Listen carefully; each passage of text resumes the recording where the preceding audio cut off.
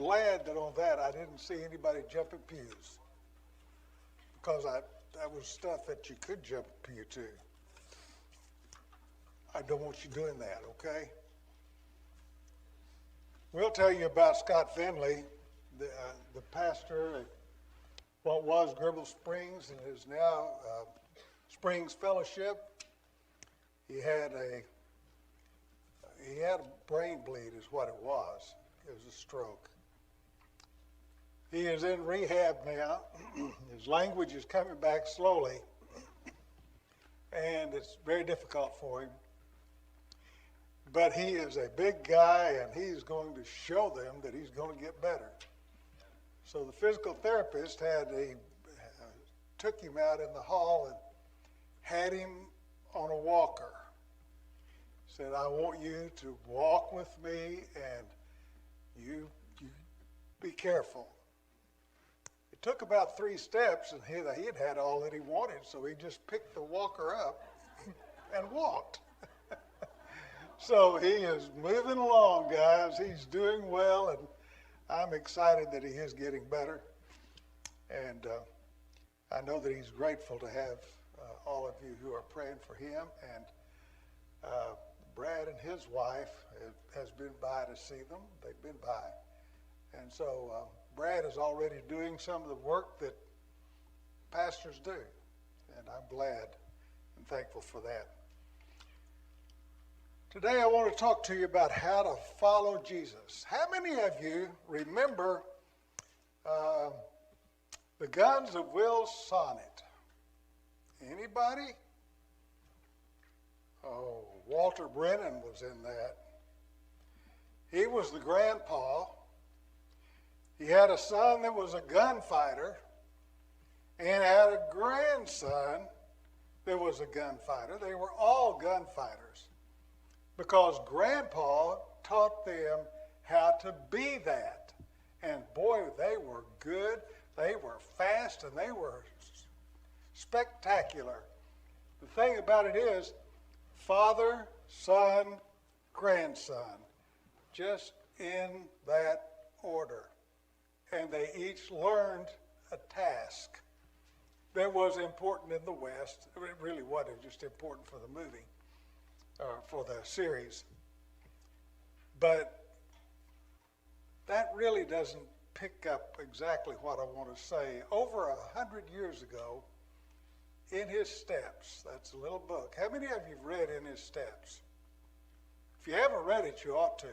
It's a classic. And I looked it up just online, and I think at Amazon or any other place, you can order that book for about $5.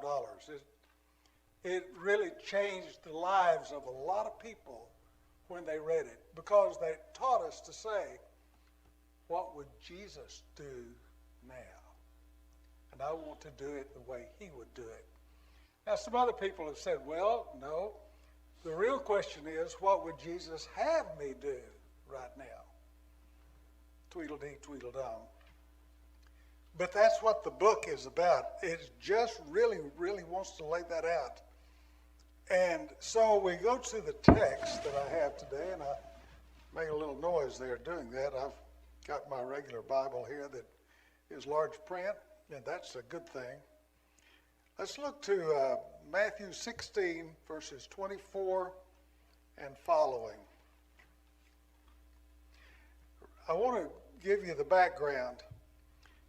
First of all, Jesus asked the disciples, who do you say that I am? And remember what Peter said? You're Christ, the Son of the living God, the living Son of God.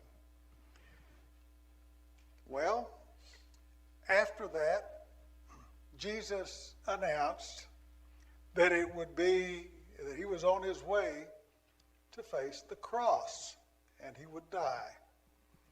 Remember what Peter said? Never. I wouldn't let that happen ever. I'm just not going to let that happen ever. It's just not going to happen. And my Bible keeps doing funny things here. But whenever you looked at what it said, Jesus gave the idea that he was going to die. And then he gave instructions on how to follow him. He told Peter, "Get thee behind me, Satan." Because he was getting in the way. He got in the way a lot of times. And, we all do that sometimes. It's kind of embarrassing when it happens. But it does happen. We do get in the way. When he gave that instruction to follow Jesus,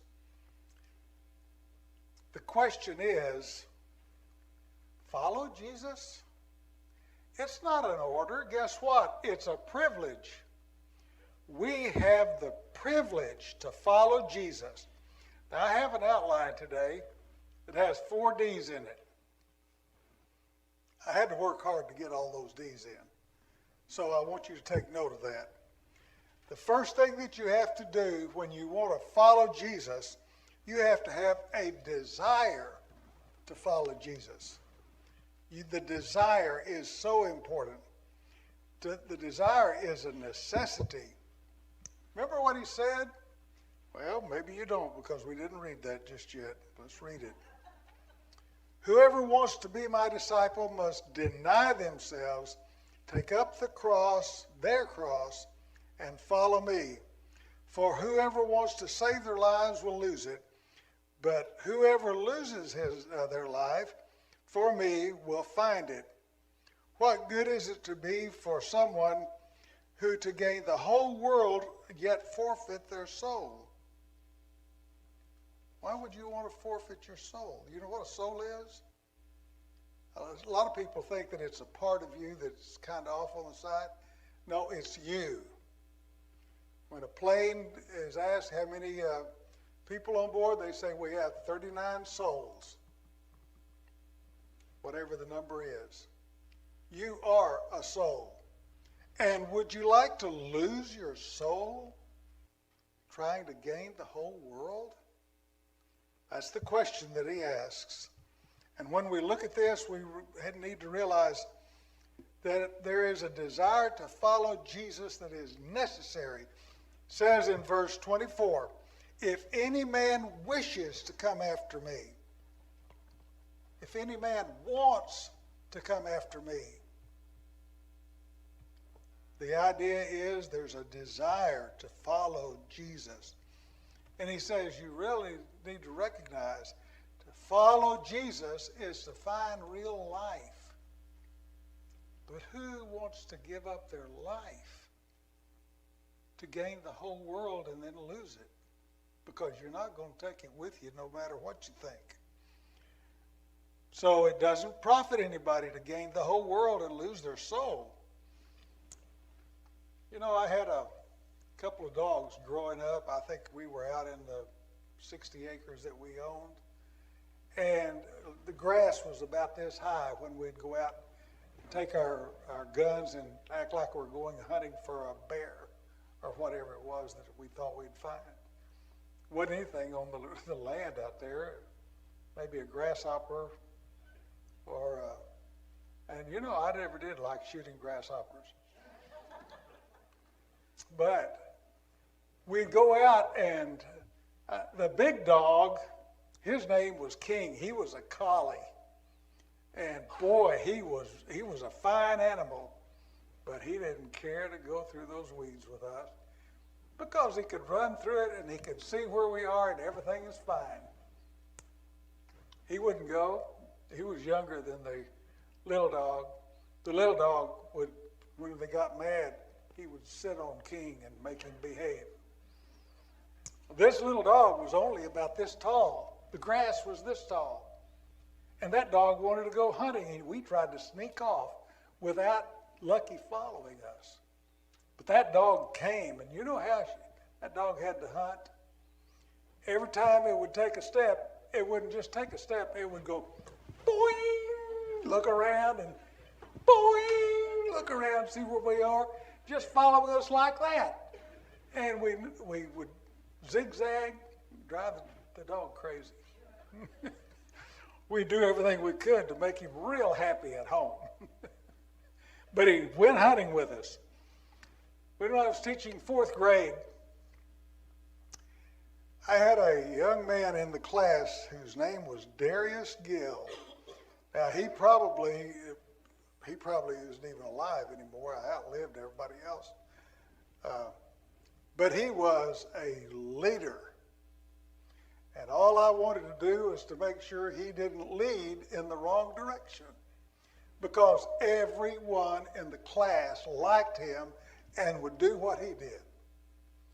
So I made him one of my best friends and attempted to get him so that when we did activities and had anything going, everybody would follow him and go where he went. And you know what? It worked well, because he was the leader of the group. There is a need to have somebody that has to have a desire in their heart to follow Jesus. Darius can't even compare to Jesus Christ. Will Sonnet can't anywhere compare to Jesus Christ. You and I need to realize that Jesus Christ is the Lord of Lords, the King of Kings, the one who reigns forever and is coming back for us. And if we recognize that, we realize that the desire is we want to follow him. But then there's a second thing that you've got to remember. This is the second D. To follow Jesus, you have to learn to deny yourself. Boy, a denial of self is necessary. Do you deny yourself very much? You know, we don't want to cut back on food or gas or anything else that we want. But you know, it's getting so expensive now, it's kind of hard. And sometimes you go to the store and you can't find some things that are normally there. And I don't know whether it's true or not. It could get worse. How would you like to be in Ukraine today? They can't find food. They are deliberately being put in a place where they will starve to death. That's cruel as it can be. But you've got to recognize that sometimes denying yourself is very, very important. And to follow Jesus, you have to deny yourself. But let me remind you, it was Jesus who denied himself. Do you realize that Jesus is the Lord of Lords, King of Kings? All the universe is his. And he denied himself of all that he had and went to the cross. And on the cross, he denied himself anything. That cruel death that Jesus died was a part of his denial. Now, the good part is that he didn't stay that way. On the third day, he walked out of that tomb. And he was exalted to God's right hand, but he said, you better be looking, because I'm coming back and you're going with me. We've got to recognize that. But he denied himself. Did you realize that to deny oneself, Peter had the biggest problem with that? He made real big braggadocious things. It'll never happen to you. And Jesus said, scoot over, you're acting like Satan. Remember how Peter stood up and said, I will never deny you? And Jesus said, before the rooster crows, you will deny me 3 times. He couldn't believe it, but it happened. It happened. He had a real problem with that denying himself. But did you know Paul, when you think about his life, Paul didn't want to go to Jesus. He wanted to destroy the church. He wanted to destroy the believers.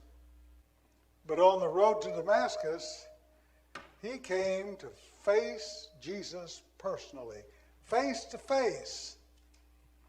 And Jesus said, "Why in the world are you picking on me?" It's kind of the way he put it. And remember, Paul, he literally had his life turned upside down. He had to be led into town. He was blind. And somebody had to help him. And he found a way to Jesus. And on that day, he invited Jesus to come into his life. His eyes were opened, and he learned to deny himself. Because Paul was the one who was able to go on several missionary journeys, establish churches where they were. He could write back. He could work with them. He could deal with them. And he was the one that God chose to be an ambassador to the Greeks, or whatever you want to call us. If it hadn't been for that, he would have just been an ambassador to the Jews. He came to be an ambassador that absolutely spoke to everyone in the world, because he denied himself and found out that that was an absolute necessity. Well, the third D. The third D, to follow Jesus, there is a duty to perform. You know what that duty is? Take up your cross. I've got some young people that are going to share their voices for you. I just want you to listen to them. They're just marvelous.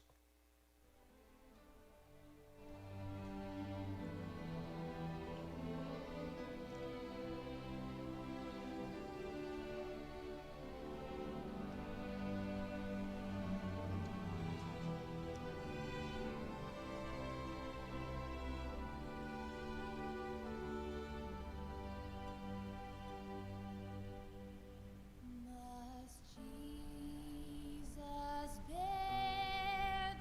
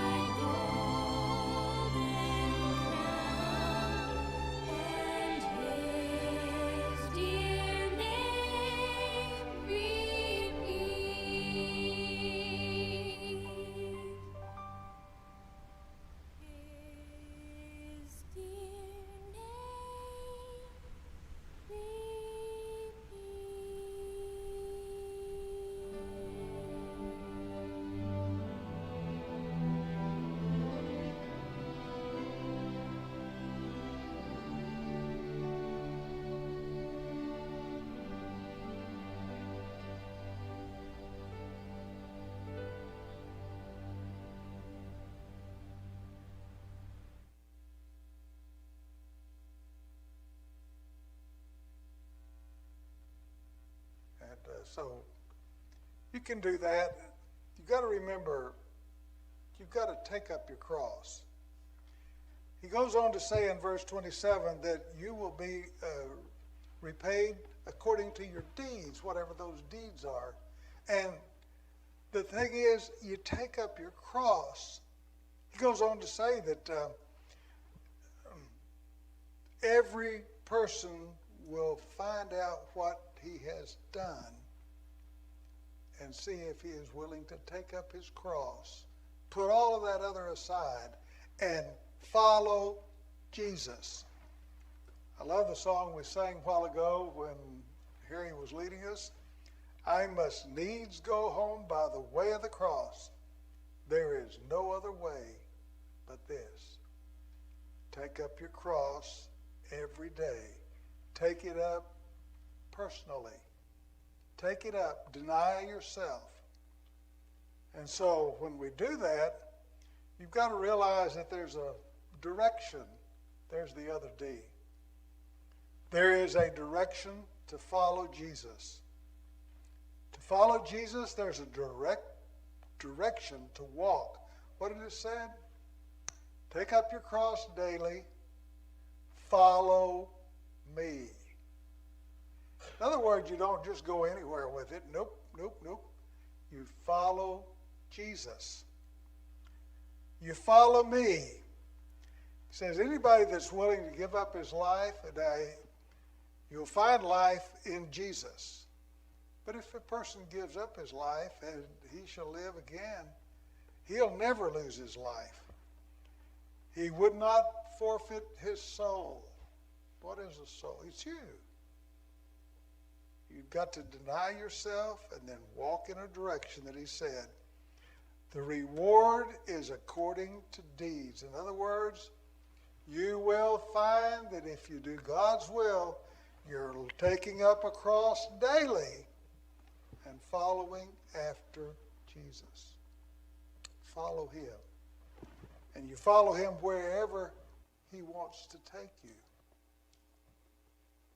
I am grateful that we've got Brad coming as a pastor.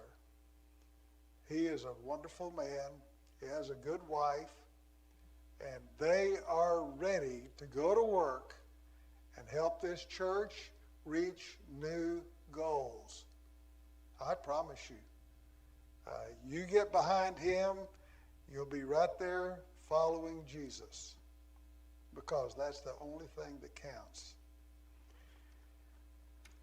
They asked the question in that song, must Jesus bear this cross alone and all the world go free? No, there's a cross for everyone, and there's a cross for me. In other words, it's not his cross, it's my cross. Can you imagine as we approach Easter, you're going to be able to watch that movie that is out, Passion of the Christ. I'm sure they'll be showing it. And you will want to watch that. It's really hard to watch because he does carry his cross. And what we need to realize that it is not a glorified cross. It is a cross upon which we die to self and are living for Christ. That's the whole point of the cross. And so we do want to follow Christ. We want to follow him. We want to be certain about it. And we want to do it by taking up a cross and following him. Sorry about that. I had to get rid of that. Today, if you have looked at this life and thought about yourself, and you've seen those 4 Ds, and you need to make a decision, I'm going to invite you to do that. It might be that God speaks to you, and you need to be saved. I'll be glad to help you with that. It may be that you go to another church and you need to move your membership here. This is a good place to put your membership. This church is going to grow. And we're going to see the laughter of babies and children down that hall. And it's going to be wonderful, guys. It's going to be wonderful. So if you have a decision to make, would you stand with me? And would you come now as the Lord leads you?